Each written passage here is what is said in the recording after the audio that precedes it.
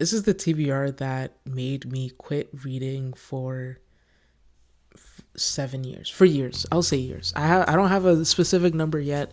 Fiction, I haven't completed a fiction book in about 7 years, and nonfiction has been about 2 years since I have completely finished a book.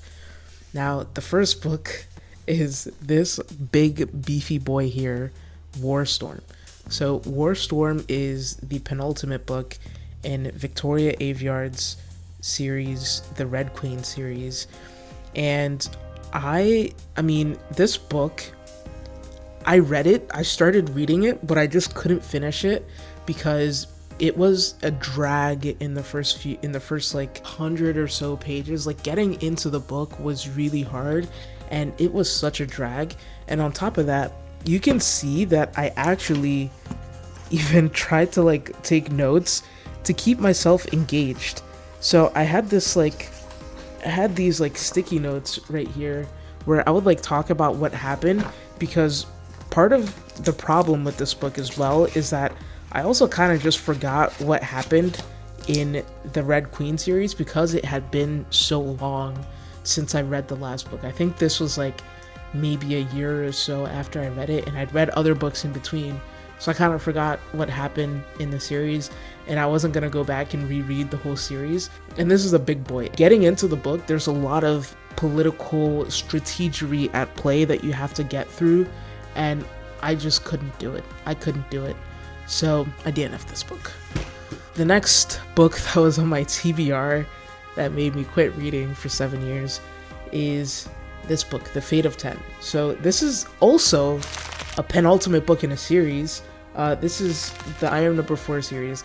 I loved I Am Number 4. I read all the books up until this book. I think I was waiting for this book to get released. It's basically a similar story to War Storm.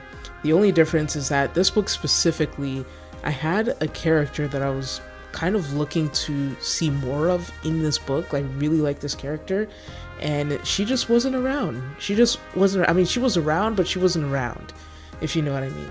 So this book, I DNF'd. It's something very interesting. You can see my bookmark here on page 28. That's how far I got. It's page 28.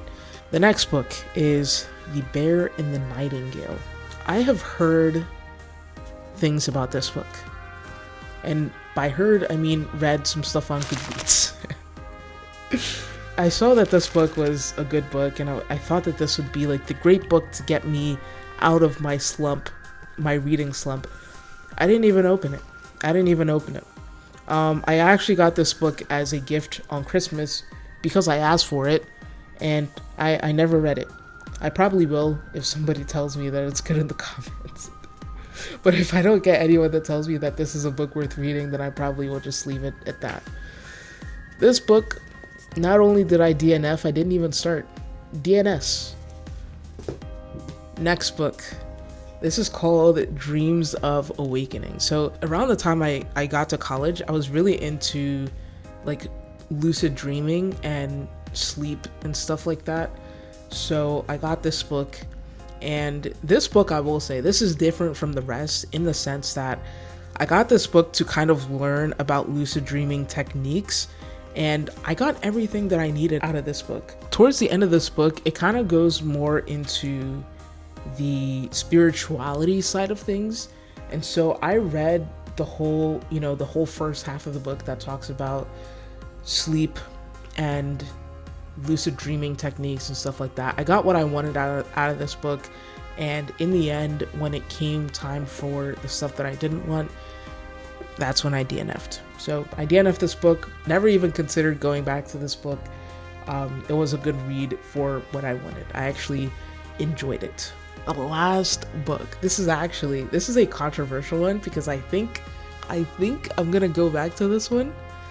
This is Game of Thrones. Game of Thrones. I read up to page 296. This is my old bookmark that I put there. I will say I never watched season 1, season 2, or season 3. I know some of the crazy stuff that happens in season 3.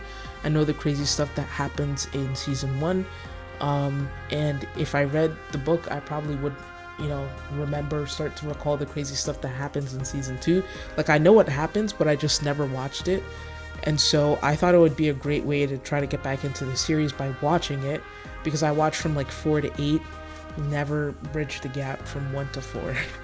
So I really want to get back into this, especially because I heard that book, I don't know if it's 2 or 3, one of them, I heard that it's really good. The thing is, this book is just really tough to get into, especially if you haven't been reading for a while. I think this is probably something that you have to read like after you've been reading for a little bit, because it takes a lot for this to get going.